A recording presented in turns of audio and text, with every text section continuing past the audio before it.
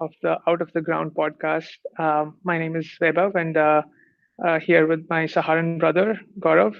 And we want to talk a little bit today about the third Test match that concluded a few days ago, and I think we'll also try to do a little bit of a preview of the Test match that's coming up, the final Test match, and what that means for the World Test Championships, and things along those lines. I think we want to share our thoughts on this match, which I think at least it's been a few days since the match ended, and I think like both of us have had a little bit of time to think about it, which I think is probably a good thing because it's we've ruminated on it a little bit, and I think our thoughts may have evolved a little. Um, yeah, over to you, Bobo. Any thoughts, initial thoughts before we dive into the third Test match? Sure. So yeah, it was very interesting one. I guess we kind of predicted it won't be a very high scoring one, but I don't think anyone could have predicted that it'll finish in 2 days. That was definitely surprising for everyone. Uh, I think there were a few points, and we'll go about all of these in detail. For me, overall, I felt there was a big difference in the team selection, right? Where India went with three spinners versus England choosing to go with one, and then Joe Root filling in as the second spinner. So there was something definitely different about how the two teams saw the pitch. We'll talk about that. And Yeah, I guess overall, very surprising result. Not the fact that India won, but the fact that India won in 2 days. But yeah, let's Yeah, deep dive that's into that. Yeah, I mean, I think that's probably the pitch is probably a good jumping off point because that's where everything sort of starts. I think overall thoughts for me, it's honestly at the end of the match, I was a little bit disappointed because it felt a little bit anticlimactic. I have never seen a test match that ended in less than 2 days, and things were just happening so quickly. It was definitely a little bit it just like I didn't have time to catch up with things because things were moving so quickly. So that was definitely a little bit surprising, a little bit of a different experience from having seen any other test matches in the past. But to take it from the top, I think, yeah, coming into it, the pitch reading of the two teams was very, very different. They came in with three, you could consider four seamers if you also consider Ben Stokes. It ended up being that no seamers were bowled in the third and the fourth innings of the test match. That gives you an idea of how absolutely useless seamers were on this pitch. And it was really a spinner's game. And I think coming into it, it was a little bit up in the air, especially if you think about the prior test match. We had seen that it was definitely a low scoring match as well and ended a little early also, and the talk of the day was the pitch. And coming into this third match, with it being a pink ball test, there was this idea that it might be an entirely different situation, so, assisting seamers much more because of the swinging ball. Thoughts on Sure. that, So, Pablo? yeah, I mean, for me, and we discussed this last time, right? With the pink ball, you definitely expected some seam, some swing from the wicket. And that's probably what England had in mind when they did the team selection. We were almost certain that India will also go for two spinners and not three, given the pitch conditions. But then turned out that they read it very differently than what we thought, and it worked out in their favor actually. Because while you could argue that they didn't really need Washington Sundar, because Ravi Chandran, Ashwin, Yeah. and Akshar Patel did bulk of the job, but I think yeah, it did eventually work out in India's favor. So that's interesting, right? Let's talk about that a little bit. Let's do a quick recap of the match, I guess. So people pick whatever teams they do. The batting stays mostly the same, obviously, with the exception of England's rotation policy, bringing Bairstow in, who ended up getting a golden pair. But other than that, the team composition is mostly the same as far as batting is concerned. England comes in with three seamers. India go in with three regulation spinners, with Sundar obviously having some batting expertise as well. And then what happens in the actual match? England win the toss, decide to bat first, and are bowled out pretty cheaply for around 130 runs. And the sort of this pitch demons topic kind of starts to take hold just then. That what are we dealing with here? It just seems unclear. Uh, India come into bat and are also bowled out quite cheaply, not getting very many more runs than what England had gotten. and that kind of put a finer point on the fact that it's less about the English batsmen's inefficacy against spin and more about generally how this pitch is behaving, where any batting composition, including what is considered the best players of spin in the world, the team that has the best players of spin in the world, are unable to really make a mark on this pitch. So all of this has already transpired basically in the first day. Like at India end the day, the first day around 99 runs, 3 wickets. We lose Virat Kohli right at the end, and we are going into the second day in this situation where the Indian batting collapse happens. What were your thoughts at the beginning of the second day, Bobo? Yeah, so obviously going into the second day, expecting India to keep batting for the bulk of the day, and particularly having high expectations from Virat Kohli, uh, from the middle order of Indian batting, knowing Yeah, that they had Washington Sundar as well, who could give you a little bit of batting in the later overs. But obviously things didn't go to plan, and Joe Root somehow came from somewhere and ended up taking 5 wickets, giving away I think somewhere around eight yeah, runs.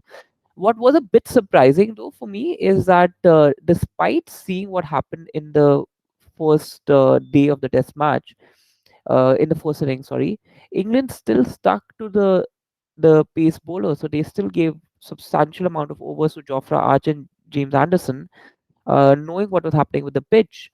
Contrast to that, if you look at India in the in the second innings, when England was batting, they didn't give a single over to Jasprit Bumrah or Ishant Sharma. So I think there was also a little bit of a late decision made on England's part, which didn't work in their favor. so I guess we can agree that there were some tactical mistakes on England's part, playing the three seamers, still sticking with their guns in terms of playing the seamers on the first day. And then in addition to that, Joe Root holding himself back, which you could make an argument because Root didn't really bowl until day two, and ended up getting a 5 for 8, which is crazy figures you don't expect at all from a part-time spinner. But he didn't bowl himself at all on the first day. The argument there was that he was holding himself back for the left-handers because he bowls against the left-handers was much more effective and got a lot of the lefty wickets on day two. But as things as it were, like India has a collapse as well in the morning of day two, and then England come into bat. And at this point, you're thinking that maybe England is going to be tactically a little bit different in terms of how they try to play the spin, but they just seem completely confused and bamboozled by the spin bowling again of Akshar Patel and Ravichandran Ashwin. It just seems like they just have no idea in terms of what they're doing, even more so than the first innings.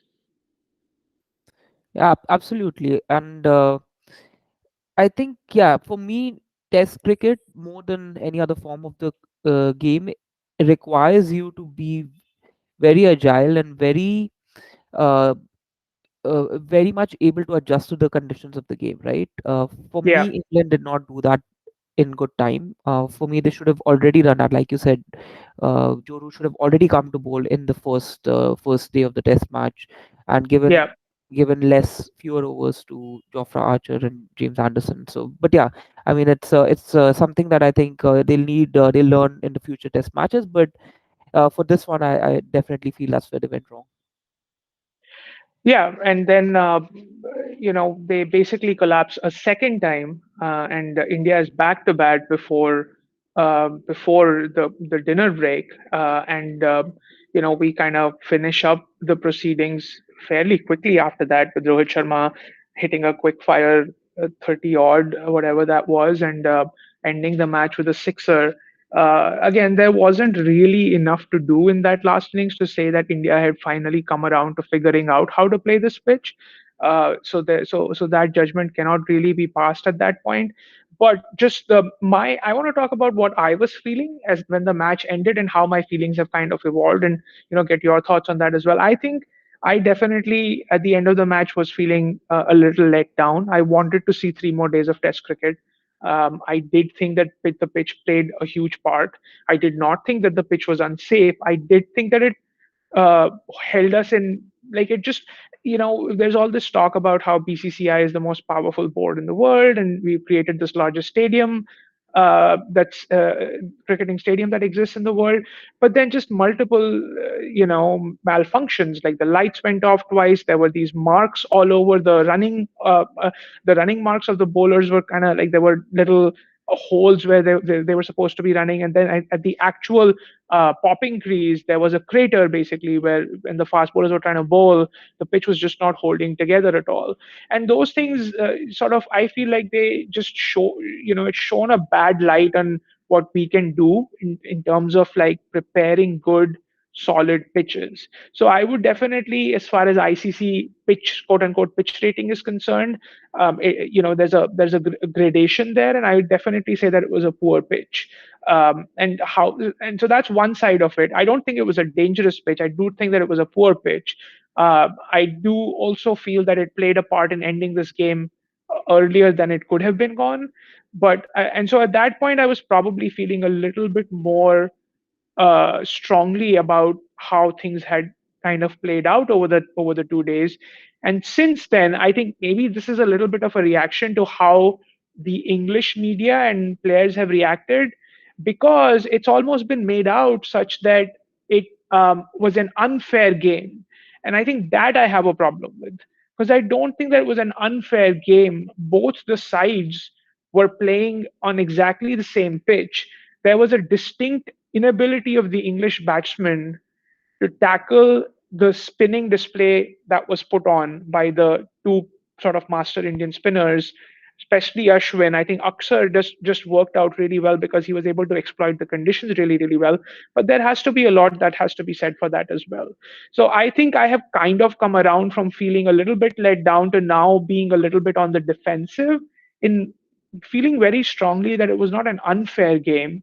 I think that both sides struggled a little bit with the batting, and I think that the pink ball played a part here as well, because there was a lot of talk about how the pink ball combined with this day and night test match was just like, what would happen is the ball would spin some of the times and would just keep coming in straight other times, and that ended up meaning that 21 of the 30 wickets that fell on straight balls.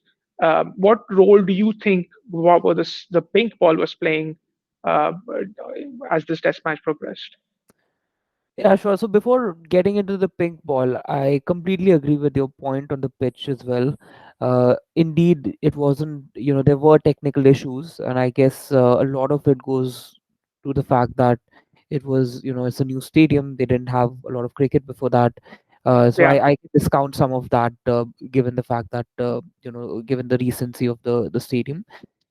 Coming to the point of how the English really took on the pitch and started complaining. There were memes of uh, Michael Vaughan, constructing something in his garden with the whole garden dug up and playing cricket there and saying that getting ready for the fourth test match. I mean, if I was in the place of the English, and even if like India were to do that, I would definitely condemn it, because I think what happens is, the players should not feel this way, because if the players feel this way, then they'll find reasons of not winning instead of getting motivated from every loss and playing better in the next game.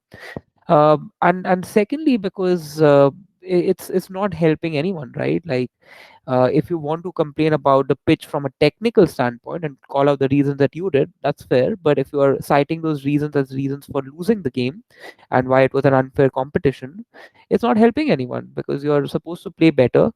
There were tons of mistakes that England made, which are getting overshadowed by the pitch conversations. The mistakes such as the team selection, mistakes of Joe Root not giving the ball to the spinners early on in the match as he should have. And that's definitely what's happening as a result of all the conversations around the pitch. And like Ravichandran Ashwin said, who decides what's a good pitch? You don't have a manual written on a pitch, and even if that is, the cricket evolves over time, and yeah, there can be matches that get over in 2 days because batsmen are not able to adjust to the conditions, but that's what it is. That's how you play. And then there are matches that go on for 5 days with no result. That's still cricket. Uh, yeah, sorry, you yeah. were saying something? I was just going to say, and your thoughts. I have some responses to that, but I want to get your thoughts on the pink ball as well. Okay, sure. So coming to the pink ball, yeah, I wasn't expecting it to be high scoring game because all of the pink ball cricket I've seen in the past has not been, for the reason that still it's a new phenomena in cricket. Not all the batsmen are used to it. For bowlers, it's relatively easier because it gives you a lot, right? It gives you a lot of swing. There are a lot of things you can do with it, but as batsmen, it gets very difficult. So that I can understand. But then again, it's happening for both the teams. You can't say that India had an advantage because they played exactly the same number of matches as England had with pink ball. So yeah, I think it's just a matter of getting more adjusted, more accustomed to the pink ball, and accordingly adjusting your game, and that's something we can expect from the batsmen in the few years to come. Yeah, and I think that one of the other things that was said was that there's more lacquer on the pink ball, and that might have been contributing to the ball either spinning a little bit weirdly or just kind of skidding on instead of doing what you expect it to do. So just the variation ball to ball, like the assertion was that even the bowler has no idea in terms of what the ball is going to do, and I think some of that might have been true because again, this is kind of on this sort of a pitch, this is probably the first time an international match has been played using the pink ball. So that definitely we're fine. We're working with a very small set of data, and it seems like there was an effect there. I think overall, there is this. There are like two sort of camps here. There's Virat Kohli coming out at the end of the match and saying that it was a great pitch for batting, and we just all messed up and end up getting out. And there's Michael Vaughan school of thought, the diametric opposite of that, saying that it's a freak show, right? India has so much power that it's creating these pitches and it's making Test match cricket a freak show. And I think that the reality lies somewhere in between there. I think there are two factors. One is the discussion about what was the overall quality of the ground and the pitch and how much it was spinning, right? And then the other piece of the puzzle is the tactical inability of the batsman to navigate what was going on with the pitch. And I think that as long as both the teams were working under the same under the confines of the same conditions, right? Like both are playing on the same pitch, both are playing in the same stadium. Um, I don't think that there is this argument of like it being unfair to England in any way. So, which is why when they complain about it, especially, I don't think the players are complaining as far as I can tell. I think it's these ex-players like Michael Vaughan and his ilk who are complaining. It just comes across as whiny because you're basically saying that it's one thing to say that this was a weird pitch and a test match should not end in 2 days, hence pitches like these should not be played. That's one thing to say. And the other thing to say is that this was a weird pitch, that's why we lost. Right? Those are the like we lo- and the second argument I think holds no water because both the teams played on the same pitch. Both were dealing with exactly the same conditions. So England lost fair and square. There's no question about that. Anyone saying otherwise is being whiny and a little bit immature. Um, the other argument that this was not a good pitch and the match ended early because of that, and maybe there shouldn't be a ton of pitches like that, that argument definitely holds some water. But that's worth debating, right? I think the second point isn't worth debating at all. The first point is worth debating because you could say that is a 2 day test match a good match? And your point about Ashwin saying what is a good wicket, right? So I think though that's the first argument I think is worth kind of going over and debating, which I guess we have been doing. Yeah, absolutely. And again, coming to the point of Michael Vaughan, right, and the Virat Kohli, the extreme that you mentioned, I think that's a typical reaction that I would expect from Virat Kohli. That if Right. someone's complaining about something, and last week we also discussed, how Virat Kohli uh, behaves to such discussions, he would take the opposite direction, even if there's no water to it, like you said. And not just Virat Kohli, in fact, Rohit Sharma had a very similar argument as well, and even Ravi Chandran Ashwin, now that we see his videos coming out. So I think it's the whole Indian cricket team who's now going in that direction, uh, which I think also for them it's not the right thing to do. Keep your focus on what's right. Like, don't get distracted by external things, and that's how you play cricket. I mean, cricket is getting so much popularity that everyone's commenting on it, but what happens is it's very easy for the players to lose their focus, which Yeah. I don't think should happen. Yeah, I think that's totally fair. I think the reason that Ashwin was having that sort of a reaction is because he's being asked in a press conference if you thought that was a good pitch, like sort of implying that your wickets aren't as good as wickets taken on another pitch where seamers can do well. And I can totally see him getting mad about that, right? Like it's basically essentially making it such that his art isn't as good enough as, or his level of skill isn't as good enough as someone else's level of skill because this pitch was more conducive to his sort of bowling. And I can see why that would lead to cricketers wanting to comment on this more directly. But I think for what it's worth, like I think at least the English camp has shown a lot of restraint, and I don't think I've heard anything from Chris Silverwood, their coach. Don't think I've heard anything directly about on this topic from Root, and that is definitely worth commendation. Talking about things that they have commented on is this whole controversy around the third umpire, and I'm wondering if Baba, you want to talk a little bit about what that controversy is. Yeah, so there were three decisions for me which were controversial. The first one was Ben Stokes' wicket in the first innings where he was caught. The second was Rohit Sharma stumping. And the third one, which we are not talking so much about, but I think we should, is Joe Root's LBW in the second innings, which the third umpire actually overturned, which for me was very close. Not saying that he didn't take enough time, he did take enough time that time. In fact, I don't think anyone would have wanted to be making that decision, but those three were very controversial. And again, I feel like we can debate on it as much as possible. But I feel the solution that I see to third umpire decisions is if we can somehow increase the use of technology here. And this is what I want to also get your thoughts on is, do we see in the future the decisions that go to the third empire, because there are tons of different views that are taken, there are tons of different technology, you have DRS, you have all sorts of different things, which in reality if the third empire wants to see, he can, but due to the time constraints and whatnot, most of the decisions are made without going into all of those details.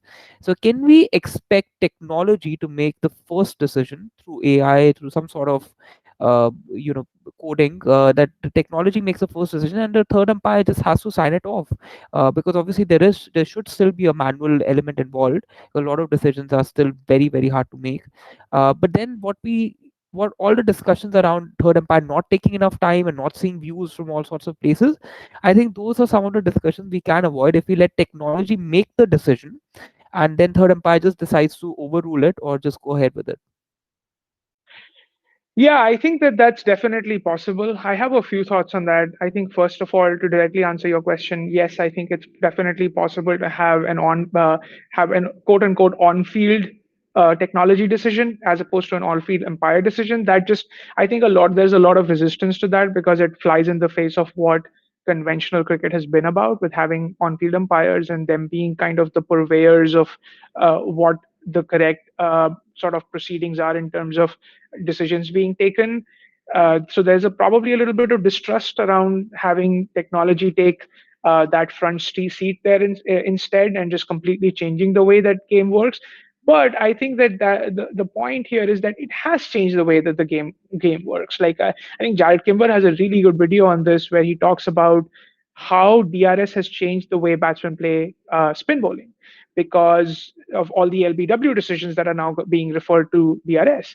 And it's a little bit amazing. Like I would really love to see some stats on this match as well as kind of leading up to it, like how many of these DRS decisions are being actually referred up to the third umpire. And there are all of these rules. I don't know how familiar you are or how deeply you've researched them, but there's this idea behind whether you offered a shot or you didn't offer a shot, whether the ball pitched outside of off or outside of leg, where exactly the ball is hitting you, how high it is, what percentage of the ball needs to be hitting the stump such that it's umpire's call versus it's the third, versus when the third umpire is free to give his decision. So there's just a lot of nuances in DRS which I think are quite complicated.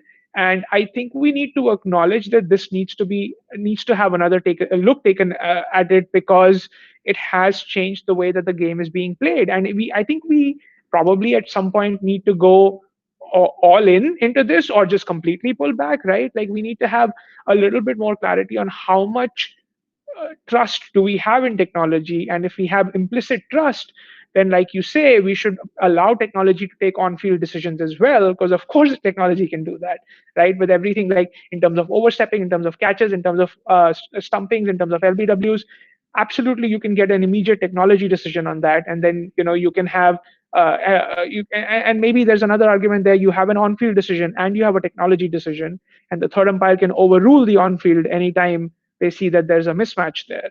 Um, but again, there are any number of permutations and combinations to that right now. I think right now the path of least resistance that was picked, because TV umpires had already been a thing for the last couple of decades, was just to say that the on-field umpire can refer it to the third umpire, which is what we're seeing right now.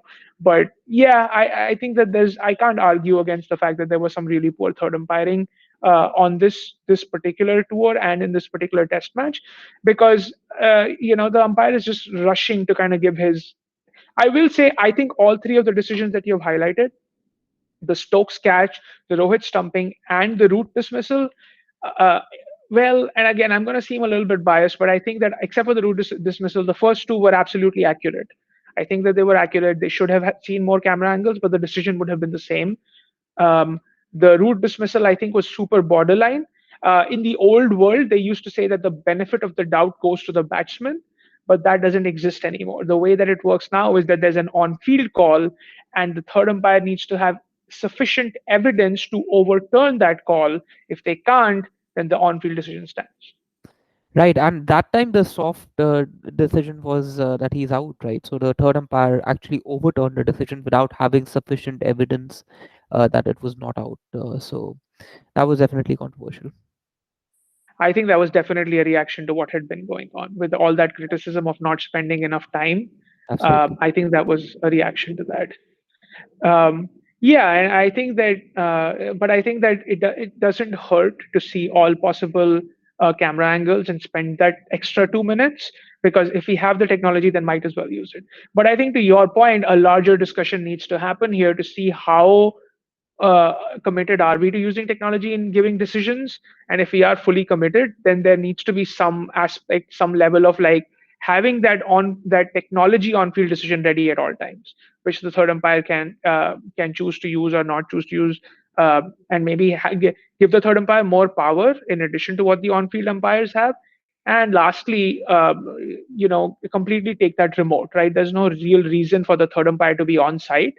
You can have ICC can kind of have some sort of a code, like decision making hub where these decisions can be referred for any ongoing matches, and that takes that sort of idea of impartiality gets enforced a little bit there as well, because you can't say that, oh, it was an Indian umpire, or oh, it wasn't a neutral umpire, and that's what kind of led to that happening. Yep, agreed. Sure. So you Cool. want to talk a little bit about our thoughts on the fourth test match, or did you have anything else to discuss for the third one? No, I think that's pretty much it with this test. I think that a lot has been said about the pitch. I think it'll be interesting to see what gets put out for this final test. Hmm. But it's I think that it's a lot of it is reactionary.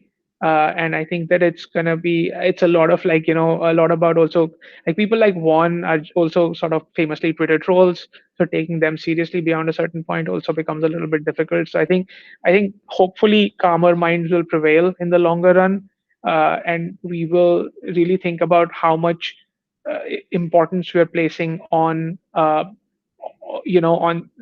like pitches where spinners can do well, and creating opportunities for spinners to do well in addition to like highly seaming pitches, and not kind of consider that an aberration and admit that there's some level of skill involved there as well. That's kind of my closing thoughts on the third match. Talking about the fourth match, unless you have thoughts on the third, No, no, I no. think you Let's had let's wrapped go up to as the fourth. well. Yeah, let's go to So the fourth. fourth, I think two things. I think first of all, it's not a day and night match; it's a regular red ball test. So it'll be very interesting to see how, even if one, what kind of pitch do we prepare, and two, how the ball plays on a regular match in Motera. And the second thing that's interesting is team changes, because I would imagine, like, I think there's a really high, like, Bumrah is out, so we can't. Bumrah is already pulled out out of the fourth test match, as well as from, I think he's not playing any of the ODIs as well. So he's already pulled out. So I think either Yadav or Siraj will play in his place. and then the other change is possibly bringing Kuldeep Yadav in for Washington Sundar, and then the other side of it is obviously what is England going to do. Yeah. So on Bumrah part, yeah, I think Siraj has a good shot at replacing Bumrah with Ishant Sharma. I still think India should go for three spinners. Whether they bring in Kuldeep in place of Washington Sundar or keep Washington Sundar. For me personally, I don't think Washington Sundar got a chance to really uh, show much of his cricket in this game. Like Kuldeep Yadav did not get much of a chance in the first match, but given the fact that it's always good to have a little bit of batting, and the fact that Kuldeep Yadav can either take a couple of wickets or like he's out, right? You can't expect him to do any batting. I think they should give Washington Sundar another shot at the fourth one. And apart from that, I don't really see any changes from the Indian cricket team side. Yeah, I completely agree. I actually really agree with that. I think Sundar should play. I think Sundar's been doing well. I think you didn't really give Sundar a chance in the third test. So like dropping him for, for no reason. Like the one over he bowled, he took a wicket in. And yes, he contributed to the batting collapse, which you can say that was a mark against him. But I still think that Sundar should be played another match. I think that I actually think that Yadav should be played instead of Siraj, mostly because I think Yadav is really good at home. And I think if they do play a flatter track, Yadav will have a very important role to play in addition to Ishant. So I would vote for Yadav over Umesh Yadav over anyone else for that spot, or Siraj specifically. And for the English, I really do hope that they play both Leach and Bess. I think Dominic Bess needs to play this match. You brought him here, let him play. And I think that I would probably also be a little bit more, uh, I guess a little bit more critical of Bairstow and actually drop him. I would say that Bairstow needs to not play this match after that particular performance where he lasted all of three balls. Would have lasted only two balls if it weren't for the fact that he was given not out on the LBW that he reviewed. So yeah, I think I would bring someone else to bat. Uh, I think I did. I was liking Sibley, Burns, and Crawley. I think those three are a good sort of combination to start off with, and then obviously Root and the rest of the team. Pope hasn't done much either, but I think he probably is okay to play. At least in my book, he looks more promising to me than Bairstow does for some reason, and I really do hope they play both Bess and Leach, and then hopefully they'll play Anderson and maybe Ollie Stone or Broad. I think either of those are probably reasonable options. What do you Yeah, think for the 100% English? agreed. Yeah, 100% agreed. For me, it was a big surprise why they didn't play Dom Bess in this one. I mean, yeah, Joe Root could ball a little bit, but he's not an all-time bowler, so didn't really understand that. There's a lot of English media saying that they needed Dom Bess is not very consistent, and he wasn't really he was bowling a lot of full tosses in the first Test match that he played. But I mean, come on, if you're playing in India, you need two all-time spinners. If they had more options, fine, they could have played someone else. But Joe Root can't be considered as an all-time spinner. Yes, he did take 5 wickets, but you can't really rely on him on taking 5 wickets again. He's the captain. He's the star batsman. He should focus on that. He shouldn't have to worry about bowling so much. So definitely they should play Dom Bess. I also really like Butler, so I hope they play Butler unless there is a bubble issue that they can't play him. But Yeah, I think Butler is back home and only is back. expected to return for the LOIs for the limited I over see. internationals. Is Okay. my understanding. I may be wrong, but that's what I think it is.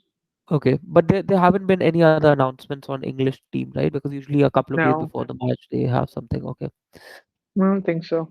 I haven't seen anything, so that'll be interesting. One other thing I want to talk about. Sorry, did you have other thoughts on the English team? No, that's it. Okay. That's it. So the one other thing I wanted to talk about is that, and this is a little bit of a hypothetical, but say that if we win or draw this last match, we make it to the World Test Championship final. What sort of a team would you field against New Zealand in Lords? Is the question. Obviously, it'll depend on fitness and things like that, but like, what are some of the key players that you think we'll have in that test? So for me, it would be very similar to the four test match that we played in Australia, and we beat that we beat Australia in that one.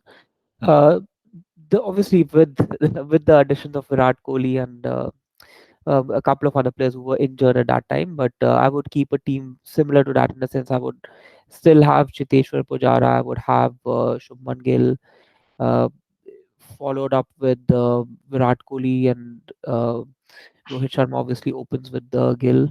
So those would be my top four. They would stay as is. And then we have Rahane, Chiteshwar Pujara, Rahane, Rishabh Pant coming in, and the bowling would be somewhat similar to what we had in this match, where you have, okay, maybe instead of three spinners, I would keep two, and maybe Akshar Patel can be taken out. So we keep Ravichandran Ashwin, Washington Sundar, and instead we can have, depending on the fitness, we could either have Jadeja for that one, or we could have in pace we could have Siraj or Umesh Yadav, one of the two.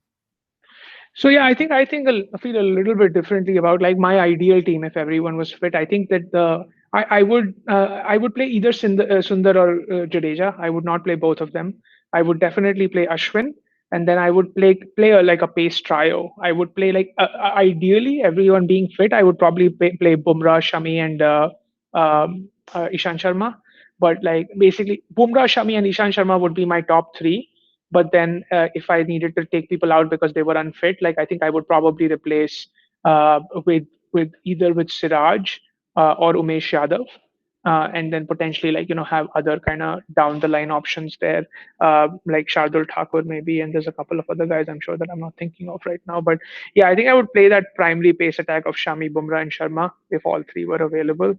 And I would probably play one spinner and then that one all rounder, either Jadeja if he's fit or Sundar if he's not.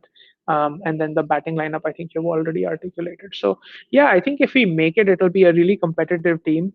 And I think we'll have a real chance against New Zealand. I think that we'll have more of for some reason. I think it's a psychological thing. If we would have more of a chance, we have more of a chance of winning that thing against New Zealand than we would have had against Australia or England. Because Australia, I think it's a mental block for us a little bit, and England, I think playing in home conditions would have been hard to beat. So I think that that'll definitely be a really interesting match as and when it comes around.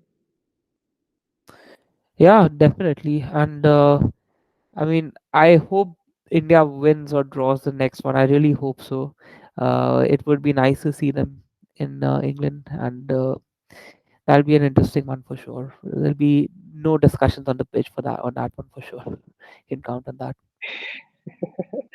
Well, so let's see what happens. I guess it's going to be an interesting few days, and we'll probably come back and talk about the fourth match and start looking at the upcoming limited over internationals and what the team makeup might be like for those matches. Um, but yeah, it's going to be an interesting one, and I think there's a lot riding on it, obviously, because we want to at least draw it to be able to make those World Test Championships, and it's going to be interesting how this pitch discussion evolves based on the fourth one that we see. Any closing thoughts? No, I wanted to ask you, do you have any predictions on how many days the fourth match would last? I think it That's would a. be 3 days. What did you say? For me, it won't be more than 3 days. That's a really, really good question. I have a feeling, and this is a little bit of a bold prediction, that we're going to actually have a flatter track here, less kind of something less, a little bit less prone to disintegration in the first day. Mostly because, so not exactly the same as the first match, but still similar to that, because I think we're kind of okay with the draw as well. So we're not necessarily 100% incentivized to like go as aggressive as possible.